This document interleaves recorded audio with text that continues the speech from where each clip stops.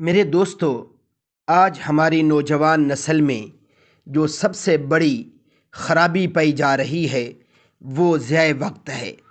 وقت کو وہ بڑی بے دردی سے ضائع کر رہے ہیں۔ جو قومیں وقت کو ضائع کر دیتی ہیں، وقت انہیں بھی ضائع کر دیتا ہے، اور پھر ان کا صفحہ ہستی سے نام و نشان مٹ جاتا ہے، اور داستانوں میں ان کی داستان تک نہیں رہتی۔ میرے دوستو، آج ہماری نوجوان نسل کا حال یہ ہے کہ صبح سے رات اسکرین پر نگاہیں، سوشل میڈیا، گیمز، بے مقصد گفتگو، اور وقت تو ریت کی طرح پھسل رہا ہے۔ اللہ نے فرمایا، وقت کی قسم، انسان خسارے میں ہے۔